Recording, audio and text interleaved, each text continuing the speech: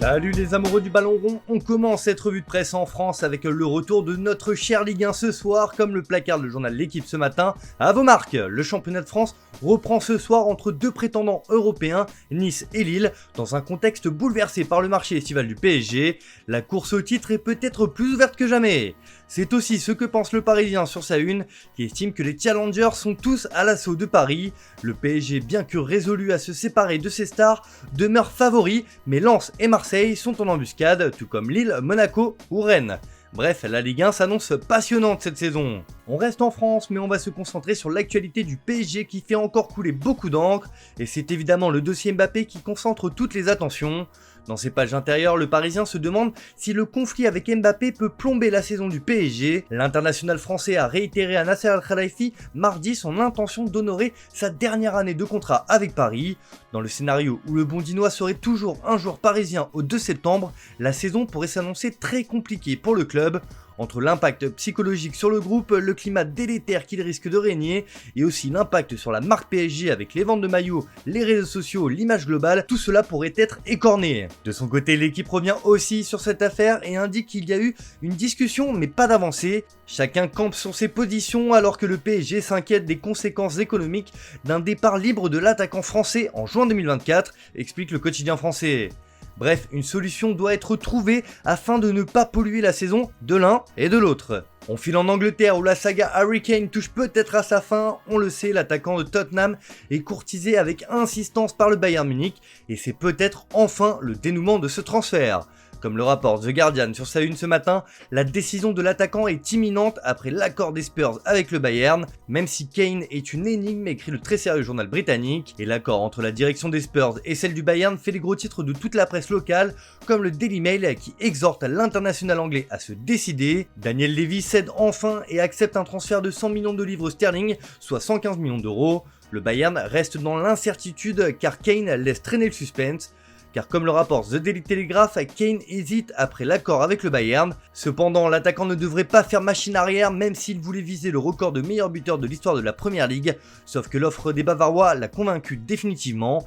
Tout cela s'est bouclé cette nuit et le joueur a été autorisé à rejoindre Munich. Sauf que d'après Sky Sports, alors que Harry Kane était en route pour l'aéroport afin de passer sa visite médicale à Munich, Tottenham a finalement annulé la permission accordée à l'attaquant britannique. À la dernière minute, les Spurs auraient demandé à renégocier les termes de l'accord trouvé avec le Bayern. En attendant, Harry Kane serait en train de patienter à proximité de l'aéroport, peut-être le dernier rebondissement dans ce dossier. Un mot sur Manchester City et Pep Guardiola qui fait la couverture du Manchester Evening News. Le coach des Citizens a prévenu tout le monde, son équipe ne refera pas le triplé cette saison car cela arrive une fois dans une vie. Mais nul doute que les Sky Blues joueront les premiers rôles en Première Ligue. Direction l'Espagne avec la grosse tuile pour Thibaut Courtois. Comme on vous l'a expliqué hier dans le JT, le gardien du Real Madrid a été victime d'une rupture des ligaments croisés. Il sera donc absent entre 7 et 8 mois, soit toute la saison prochaine. Alors forcément, un gardien de but est recherché par les merengues comme l'indique Marca sur sa une. Les Madrilènes sont déjà en train de passer le marché au peigne fin. Bono, le meilleur joueur d'une liste qui comprend De Gea, Kepa, Navas et Lloris.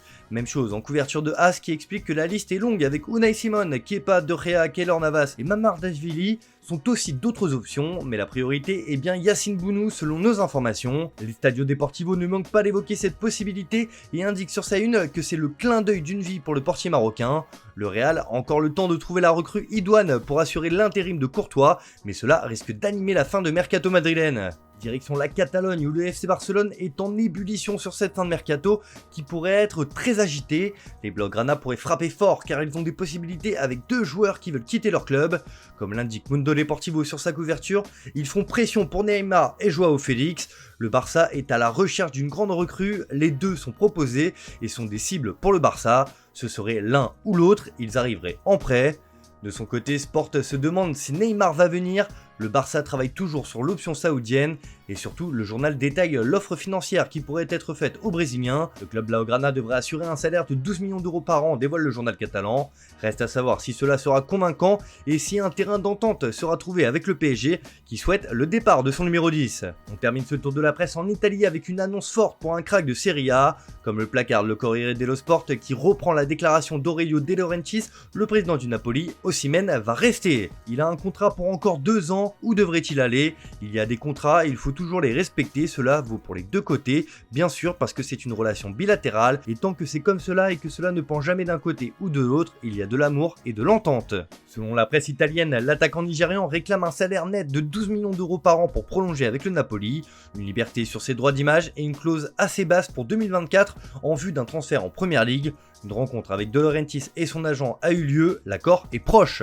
Ce qui explique certainement la sortie médiatique du président napolitain. Un mot sur l'Inter et sa quête d'un numéro 9 qui fait la une de la Gazzetta dello Sport. Inter, quel neuf vas-tu recruter? Se demande le journal au papier rose. Deux joueurs sont dans le viseur, Marco Arnautovic et Mehdi Taremi. Alors que Romelu Lukaku ne reviendra pas à Milan, les Nerazzurri se penchent donc vers d'autres solutions. Affaire à suivre. Voilà, c'est tout pour ce matin. Bonne journée à tous, merci de votre fidélité. On se retrouve en fin d'après-midi pour le JT Foot Mercato.